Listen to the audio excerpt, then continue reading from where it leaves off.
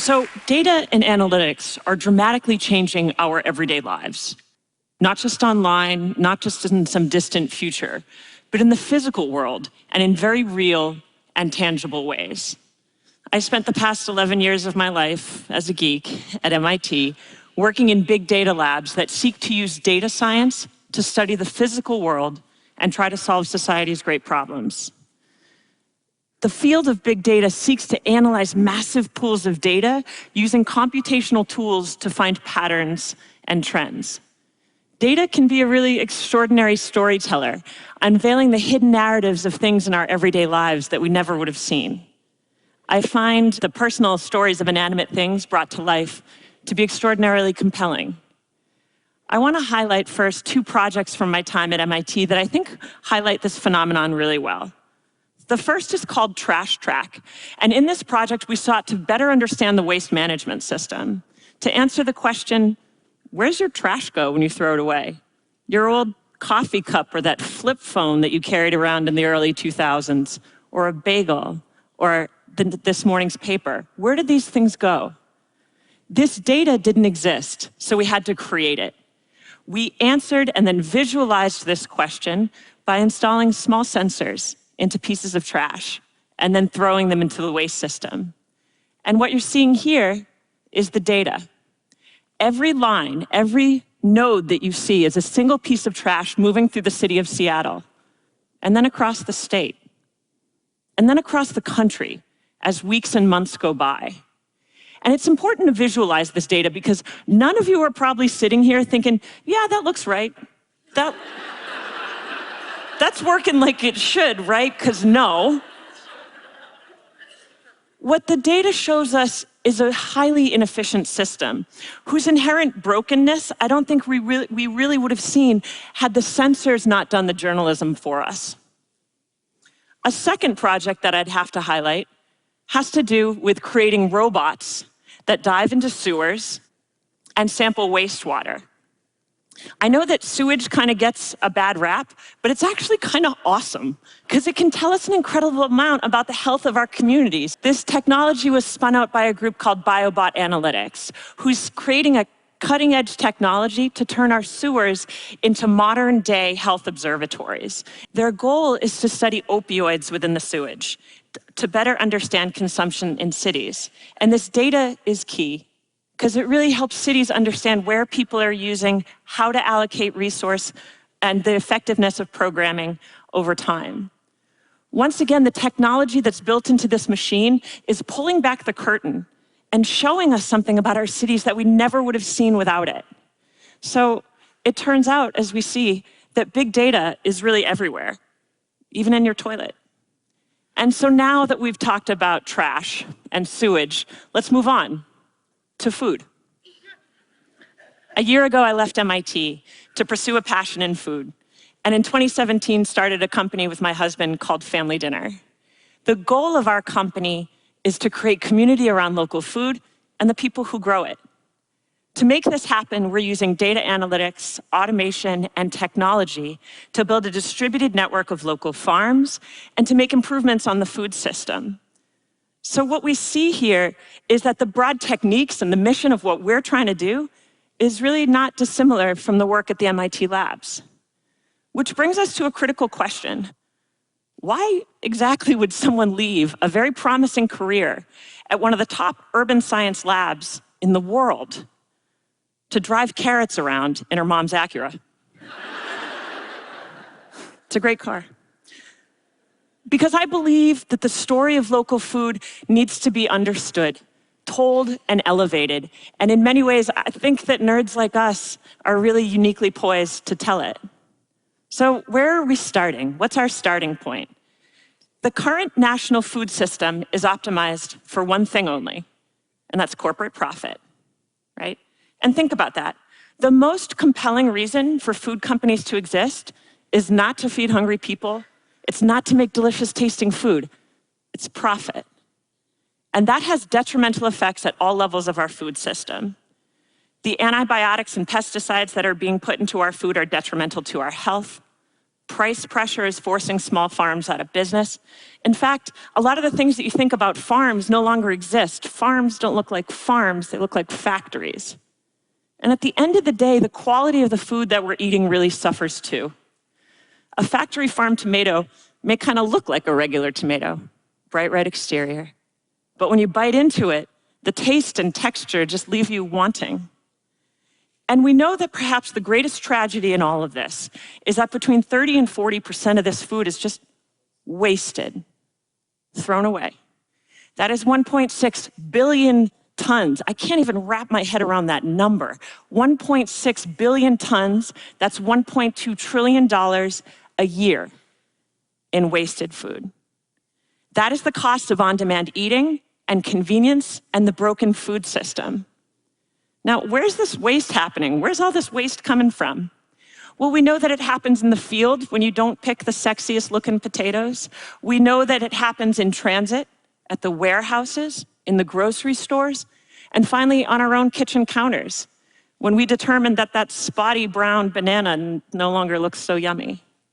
All that waste, all that effort, food is planted, grown, harvested, shipped, and then just thrown away.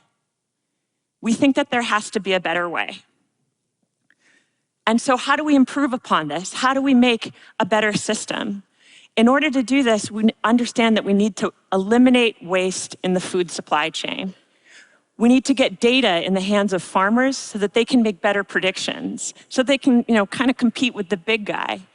And then finally, we need to prize as a company quality and taste above everything so that people really value the delicious food on their plates.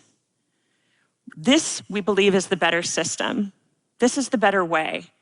And the path to that better way is paved with data. To highlight all of this, I want to tell the tale of two tomatoes. We'll talk about them one by one. A tomato in itself contains a beautiful snapshot of everything you might want to know about the life cycle of that fruit. Where it was grown, what it was treated with, nutritional value, miles traveled to get to your plate, CO2 emissions along the way. All of that information, all those little chapters in one small fruit. It's very exciting. This is tomato number one. This is the guy that you'll find in sub shops, supermarkets, and fast food joints along the world. It's got a really long and complicated backstory.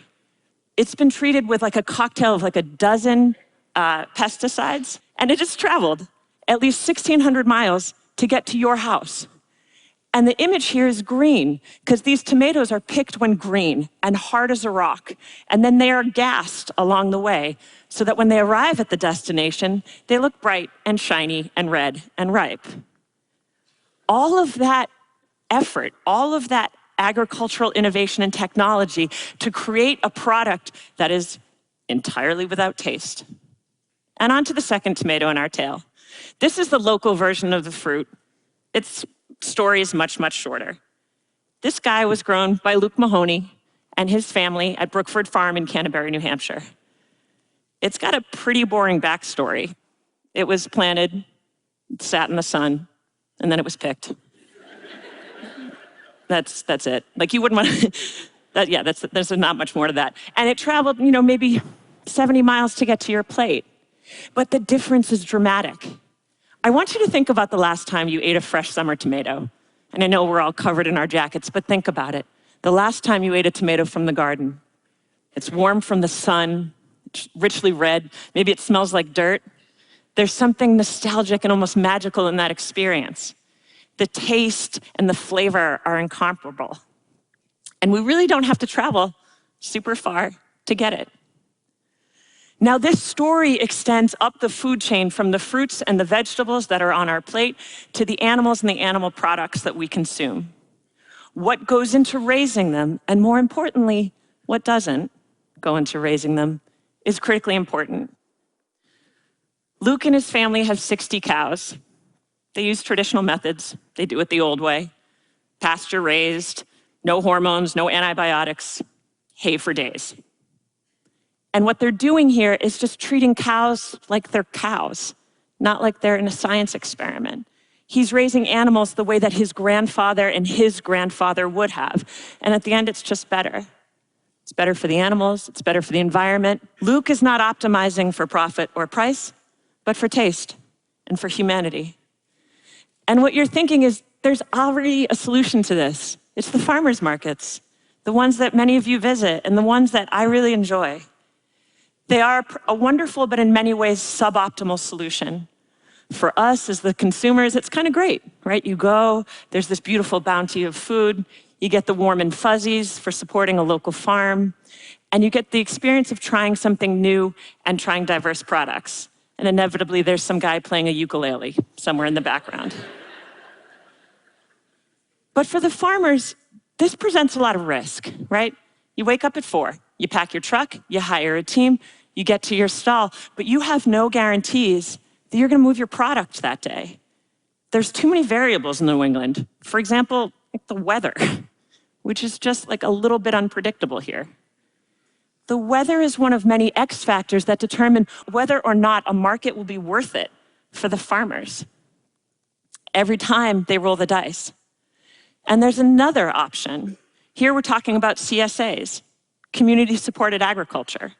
In this model, customers pay up front, bearing the financial risk for the farms. Farmers grow what they can, and the customers enjoy that bounty. This also has a couple issues. It's great for the farmer because they're ensuring that they'll sell what they buy. But for us, we still have to go and pick up that share. And we know that a lot of farms can't grow a huge diversity of products. So sometimes you're stuck with a mountain of any one particular thing. Maybe this has happened to some of you. And what do you do with 25 pounds of rutabaga in the dead of winter? I still don't know. So back to the question, how do we fix this?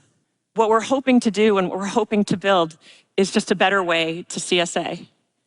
And there are 3 core innovations that make this thing hum. The first of which is a subscription-based e-commerce platform, which helps us create a consistent demand for our farmers throughout the year. The subscription part here is key. Orders processed weekly, customers opt out instead of opt in. That means we've got kind of the same number of orders week to week.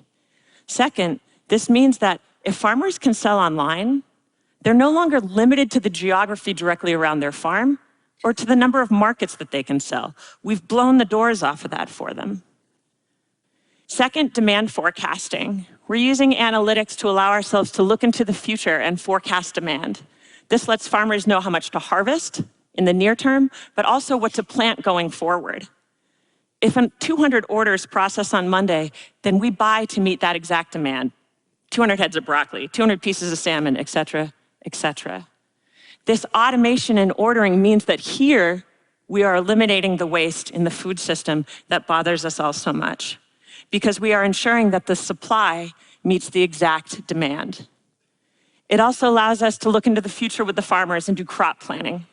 So if we can say to them in June of this year, I'm gonna need 400 pounds of asparagus and 500 pounds of berries every week, they can plant that accordingly, knowing with confidence that they will sell everything that they have grown. And finally, we use a route optimization software to help us solve the problem of the traveling salesman. We get a fleet of workers to come in and help us go the last mile, bringing all these goodies directly to your door. Without data science and a super capable, wonderful team, none of this would be possible. So maybe you've seen that we've got some sort of fiery, passionate core beliefs. Yes, we're trying to build a sustainable business, but our eye is not only on profit, it's on building a better holistic system of food. And here's what we value. People first. We're trying to build community around food, the people who love it and the people who grow it. We built this company to support small farms. Zero waste. We all hate wasting food, it just feels wrong. Even that weirdo banana that's been sitting around on your coffee table for too long. And lastly, taste. If it doesn't taste good, if it's not that like perfect summer tomato, why bother? So what we've done is worked with all these local farms to bring their things in and then to drop them directly at your door so that we're connecting you right to them and making, again, a more holistic system. This is our vision of the future, to extend this model beyond Boston, beyond New England, and across the country, to create a nationwide distributed network of local farms and to connect all these farmers with the people like you who will love their food. We believe at the end of the day that really insisting on eating local food is a revolutionary act. And we invite you to join us. And who knows, you may even make some friends along the way. Thank you very much.